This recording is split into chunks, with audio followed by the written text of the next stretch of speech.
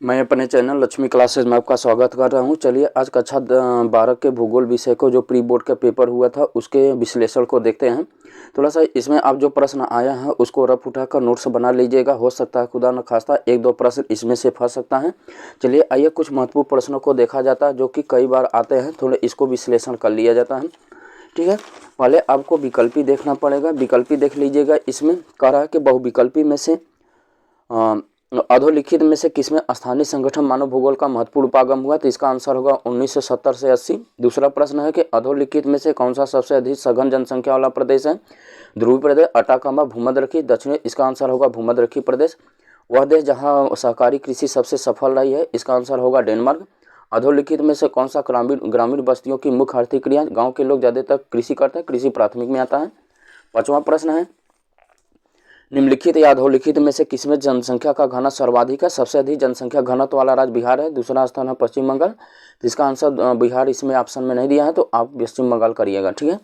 छठवां है भारत का प्रथम परमाणु ऊर्जा स्टेशन कौन सा है, तारापुर है, महाराष्ट्र में है, नरोरा उत्तर प्रदेश में है, राणा प्रताप सागर राजस्थान में है, कलक्कम कर्नाटक में है। सातवां है कौन सा राज्य गन्ना के उत्पादन में प्रथम कोटि है, उत्तर प्रदेश है। उत्तर प्रदेश का कुल गेहूं उत्पादन में भी पहला स्थान है, लेकिन प्रति हेक्टेयर गेहूं के उत्पादन में पहला स्थान पंजाब का है। ठीक है।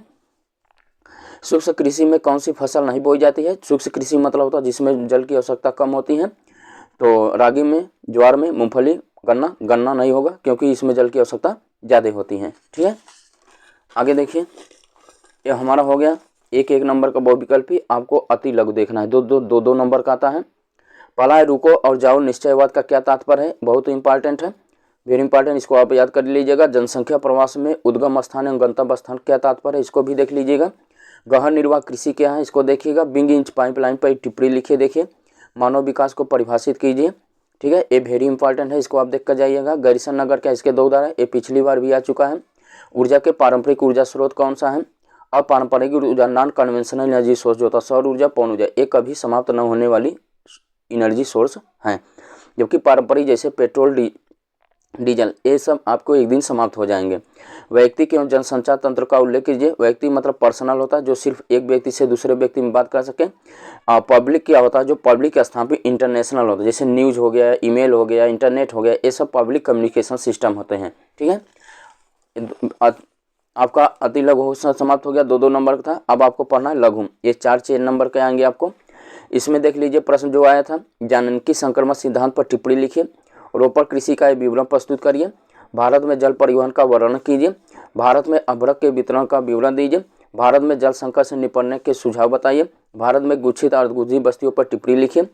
विस्तृत में आपको जो 6 नंबर के आएगा, नगरों की समस्याओं का विवरण दीजिए, ये नहीं आ रहा तो अथवा करके है। ग्रामीण के आकृति के आधार पर ग्रामीण बस्तियों के प्रतिरूप वर्गाकार, आयताकार, त्रिभुजाकार, स्टार के आकार पर भी होते हैं, तारा के आधार पर भी होते हैं, इसको आप दिखा दीजिएगा।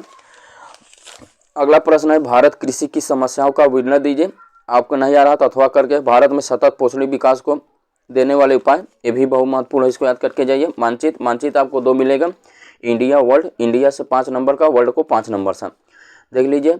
सबसे अधिक सघन जनसंख्या वाला राज्य कौन सा है, उत्तर प्रदेश। सबसे अधिक साक्षरता वाला, साक्षरता पूछ रहा है तो केरल होगा। उड़ीसा का एक समुद्री पत्तन मैंने बंदरगाह पूछ रहा है तो पारादीप होगा। तमिलनाडु की राजधानी नगर चेन्नई, अगर नगर पूछ रहा है मद्रास। अरब सागर गिरने वाली प्रमुख नदियाँ नर्मदा, ताप्ती, साबरमती। ठीक है, ये 5 हो गया। अब देखिए ये दृष्टिबाधित के लिए है, आपको दृष्टिबाधित हैं तो करिएगा, इसमें सिर्फ आंसर देना होता है। चलिए आगे देखिए, ये वर्ल्ड का मैप होता है। चीन का राजधानी नगर बीजिंग होता है। विश्व में सर्वाधिक मानव सूचकांक HDI में कौन सा शीर्ष स्थान है, स्विट्जरलैंड का है। भूमध्यसागरीय एक पत्तन का नाम लिखना है, तो इसका आंसर होगा भूमध्यसागरीय के पत्तन का नाम वालेंसिया होगा। इसका आंसर लिख लीजिएगा, वालेंसिया होगा, जो स्थित है कहाँ, स्पेन में है। यह भूमध्यसागरीय एक पत्तन है, पोर्ट है। अगला देखिए, मध्य अमेरिका के एक जहाजी नगर पूछ रहा है, नहर पूछ रहा है, नहर पनामा नहर होगा। दक्षिण अमेरिका का सर्वाधिक जनसंख्या वाला देश कौन सा है, ब्राजील होगा। ठीक है। इसके बाद आपको हो जाता है, ये भी दृष्टिबाधित के लिए है तो आपको करना नहीं है, वो दृष्टिबाधित जो होंगे उनके लिए करना है। ठीक है, इस तरह से आप आसानी से प्राप्त कर सकते हैं। ठीक है, और देखिए मेहनत करिए, मेहनत के अलावा कुछ विकल्प नहीं है, थोड़ा सा मेहनत करते रहेंगे तो आपको पेपर आसानी से जाएगा, अच्छा जाएगा। और इसके अलावा इसमें जितने भी प्रश्न आए हैं उसको आप रफ उठा के पेन उठा के उसको आप नोट्स बना लीजिए, 1 से 2 बार देख लीजिए, हो सकता है 1-2 प्रश्न इसमें से आ सकता है। ठीक है, इसी तरह से मेरे चैनल को लाइक, सब्सक्राइब एंड शेयर करिए, ज़्यादा से ज़्यादा लोग इसको प्राप्त कर सकें। ठीक है, धन्यवाद। मिलते हैं अगले क्लास में। धन्यवाद।